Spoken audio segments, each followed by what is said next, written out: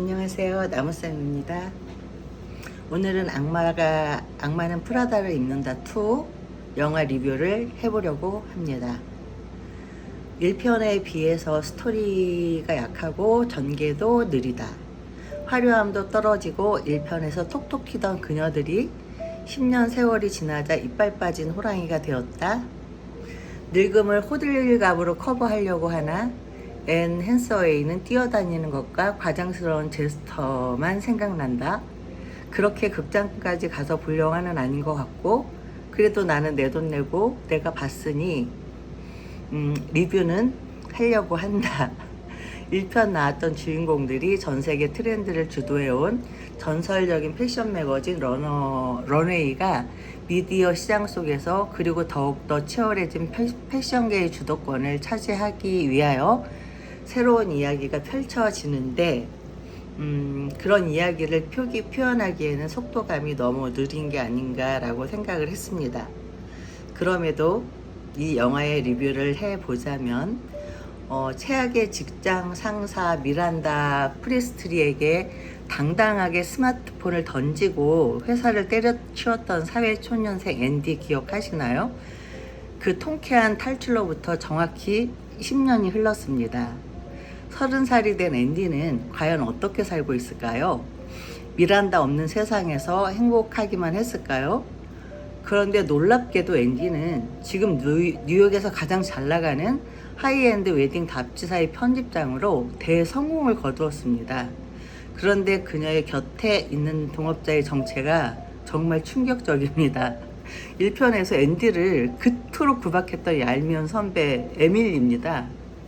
오늘 소개해드릴 이야기는 전 세계를 열광시켰던 악마는 프라다를 입는다 2, 복수의 프라다다 이런 말이 있겠죠.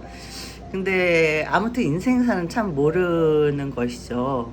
1편에서 서로 못 잡아먹어서 안달이었던 앤디와 에밀리가 의기투합해서 만든 웨딩 잡지 더 플랜지는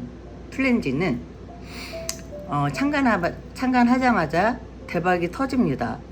앤디는 이제 누군가의 어시스턴트가 아니라 패션계의 거물로 대접받기 시작하죠. 사랑도 완벽했고 앤디는 뉴욕의 거대 미디어 가문 후계자인 맥스 해리슨이라는 완벽한 남자와 결혼도 앞두고 있고 돈, 명예, 사랑까지 그야말로 인생의 정점을 찍은 순간이었습니다. 하지만 결혼식 당일 아침 앤디는 시어머니의 보석함에서 우연히 한 장의 편지를 발견하고 온몸이 굳어버립니다. 편지 봉투에 적힌 이름은 다름 아닌 미란다 프리스트리. 10년이 지나 성공한 편집장이 되었어도 미란다라는 존재는 앤디의 영혼 깊은 곳에 박힌 거대한 트라우마였던 것입니다. 그리고 이 불길한 예감은 잔인하게도 현실이 됩니다. 앤디와 에밀리가 키워낸 잡지가 탐이 났던 거대한 미디어 그룹 엘리아스 클라크가 거액의 인수 제안을 해옵니다. 회사를 넘기기만 하면 평생 먹고 살 돈이 들어오는 제안이었죠. 하지만 문제가 있었습니다. 그 미디어 그룹의 수장이자 이번 인수를 진두지휘하는 총책임자가 바로 미란다 프리스트리였다는 사실입니다.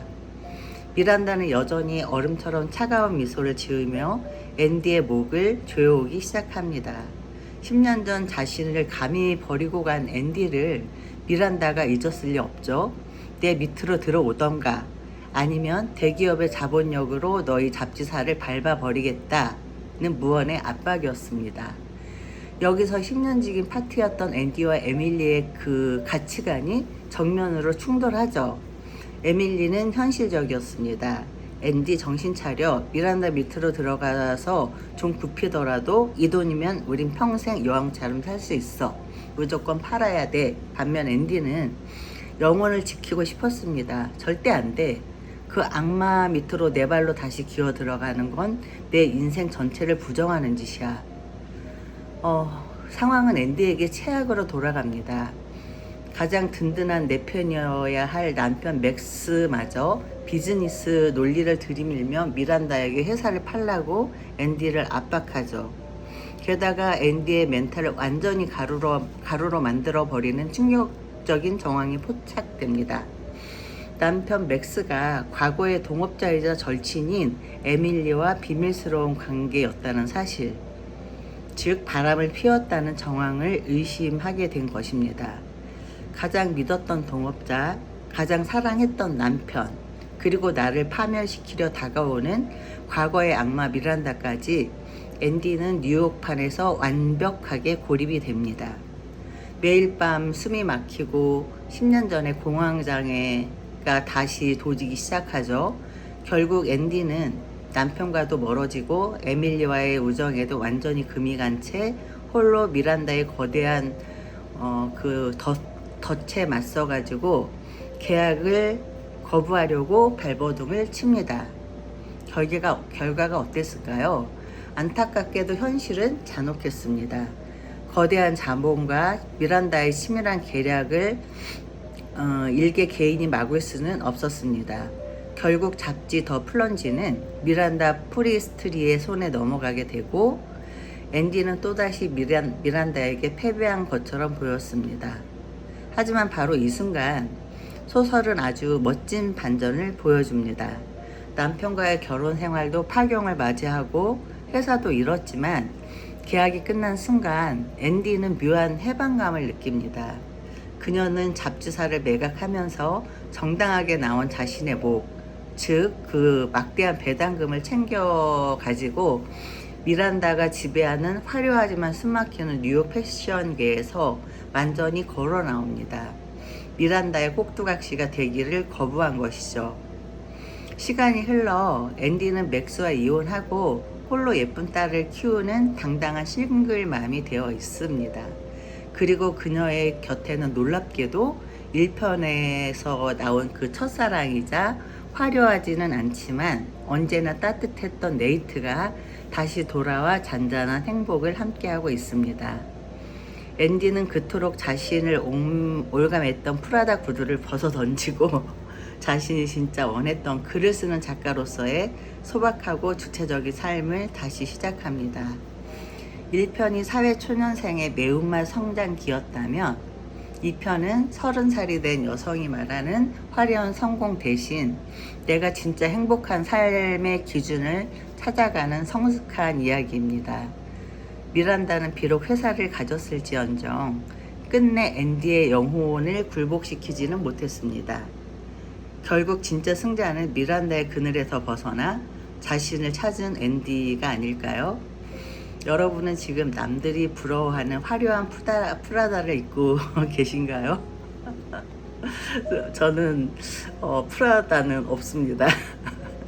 조금 소박하더라도 진짜 나다운 옷을 입고 계신가요?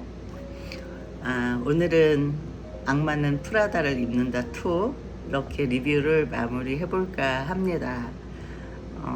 이야기가 재밌으셨죠? 당연히 재밌으셨을 거예요. 그러면 구독, 좋아요 눌러주시고 사랑합니다. 그리고 사실 이거는 악마는 프라다를 입는다 2하고는 별개의 문제점이에요. 제가 사는 곳은 강원도 태백이라는 아주 산골 마을이랍니다. 인구가 4만도 안 됩니다. 여기 영화관도 없었는데 언제부터인가 작은 영화관이라 해서 영화관이 두 개인데 스크린이 좌석도 굉장히 작아가지고 엄청, 아무튼 영화관 이름이 작은 영화관이니까 얼마나 작겠습니까? 근데 이제 저는 영화를 보면 그 엔딩 크레딧이 다 올라갈 때까지 다 보고 극장에서 나온단 말이죠. 물론 뭐 나의 영화 요금 표에는 엔딩 크레딧까지 다 볼 권리가 있고 극장은 고객에게 그 의무를 다해야 된다 이렇게 생각을 하는데, 여기 작은 영화관은 말이죠, 엔딩 크레딧 올라가잖아요. 그럼 영화를 끝내버립니다. 이런 몰상식한 극장을 운영하는 운영자라니. 그래서 밖에 나와서 이제 계속 제가 얘기를 하죠. 운영진한테 이렇게 하지 말아달라고. 그리고 또 두 번째 영화를 봤는데 엔딩 크레딧이 다 올라가긴 했어요. 근데 이제 중간에 불을 켜고 막 청소를 하는 거예요. 청소하시는 분들이. 아, 그래서 이거 문제 있지 않습니까? 그래서 또 끝나고 나가서 항의를 했죠. 그랬는데, 이 악마는 프라다를 입는다 투어를 보러 간 날은 어떤 일이 있었냐 하면은, 이제 엔딩 크레딧이 다 올라가고 있는데, 저는 자리에 앉아 있었지 않았습니까? 그랬더니, 그 아래, 이렇게 경사지고, 그 밑에가 스크린이고, 그 옆에 이제 비상구 문이 있잖아요. 그 비상구 문을 열고 청소하시는 두 분이 저를 노려보는 건지 째려보는 건지 계속 저만 바라보고 있는 거예요. 얼마나 민망하던지 너무너무 불편해가지고, 그래서 저는 아무리 작은 영화관이라 하더라도 고객에 대한 충실한 의무를 다해주기 바란다. 엔딩 크레딧이 올라가고 극장에 불이 켜지고 그때 나는 나오기를 희망한다 라고 저는 생각을 합니다. 작은 에피소드였습니다. 재밌죠? 그럼 오늘은 이것으로 줄이겠습니다. 안녕.